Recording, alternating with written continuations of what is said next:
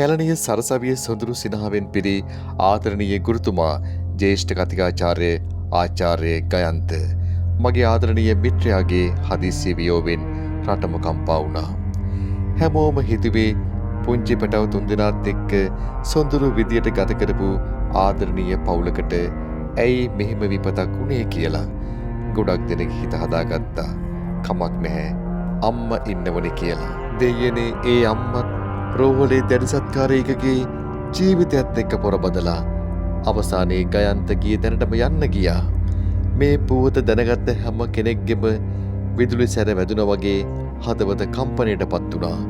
හැමෝටම මතක් වුණේ අනේ පුංචි පැටව තුන්දෙනාට අම්මා තාත්තගේ අඩුව කොහොම පුරවන්නද කියලා. ඒ පැටව තුන්දෙනා මේ වෙනකොට ගයන්තගේ බිරිඳගේ මහගෙදර ජීවත් වෙනවා. කොයි මොහොතේ හෝ අම්මගේ තාත්තගේ රුව මතුවෙලා වෙනද වගේ ආදරෙන් වැළඳගනී කියන බලාපොරොත්තුවෙන් තමයි පැටව තුන්දෙනාම ඉන්නේ.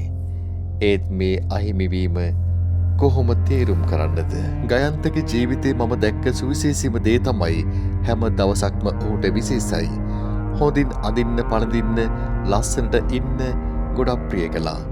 විශේෂ මතකයන් මුහුණු පොතේ බෙදාගන්නත් ගයන්ත අමතක කළේ නැහැ. මට මතකට එනවා ගයන්ත කියපු හරි අපූර්ව කතාවක්. ගයන්ත විවාහ වෙලා වසර 2-3ක් යනකම් බබාලා හිටියේ නැහැ. ඉතින් මම දවසක් ඔහුට කිව්වා වෛද්‍ය ප්‍රතිකාර ලබා ගන්න කියලා.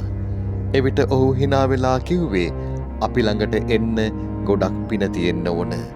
එන්න ඉන්න අය නියම වෙලාවට එයි කියලා. ඊට ටික කලකට පස්සේ තමයි ගයන්තගේ සොඳුරු කැදැල්ලට මේ පුංචි පැටව තුන්දෙනාම එකම දවසේ එකතු වෙන්නේ. ගයන්තගෙත් බිරිඳගෙත් මුළු ලෝකෙම වෙලා හිටියේ මේ පැටව තුන්දෙනා. දෙන්නම පුදුම විදියේ කැපකිරීමක් මේ පැටව තුන්දෙනා වෙනුවෙන් කළා. ගයන්තත් බිරිඳත් දරුවන් වෙනුවෙන් නිර්මාණය කරගෙන හිටපු ලස්සන ලෝකය අද බිඳ වැටිලා. ගයන්ත ආදරය කරපු ආදරණීය මිනිස්සුන්ට යුතුයකමක් ඉතිරි කරලා මම පුංචි ඉල්ලීමක් කරනවා. ගයන්තගේ මුල්ලුපාදිය ලබාගත් ශ්‍රී ජයවර්ධනපුර විශ්වවිද්‍යාලයේ 2001-2002 ඒ කණ්ඩායමේ ආදරණීය හැමෝටම අපි ගයන්තගේ දරුවන් තුන්දෙනා වෙනුවෙන් අපි අපේ යුතුයකම ඉටු කරමු. ගයන්තගේ පවුලට මේ අවාසනාවන්ත විපත සිදුවෙච්ච මොහොතේ ඉඳලා ගයන්ත උගන්වපු කැලණිය විශ්වවිද්‍යාලයේ ආදරණීය මිනිසුන් බොහෝ කැපකිරීම් කළා. ඔවුන් ගයන්තගේ පැටව තුන්දෙනා අමතක නොකරන බවට මා දැඩිසේ විශ්වාස කරනවා.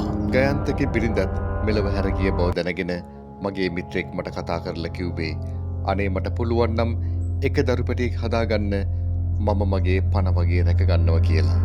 ඇත්ත හැමෝගෙම හදවත් මේ දරුපැටව තුන්දෙනා ගැන ආදරයෙන් පිරීලා. ඒත් මේ පැටව වෙන්නකොර හොඳ රැකවරණයක් සලසා දිය යුතුමයි. මොකද මේ වගේ අවාසනාවන්ත සිදුවීමක් හෙට දිනේ ඔබට මට වෙන්න පුළුවන්. ඉතින් මේ වගේ තොරතුරු අරගෙන අපේ channel එකත් subscribe කරලා අපිත් එක්ක නැදී ඉන්න කියලා බොහොම ආදරෙන් මතක් කරනවා. ඒ වගේම like කරන්න, comment කරන්න, share කරන්නත් අමතක කරන්න එපා.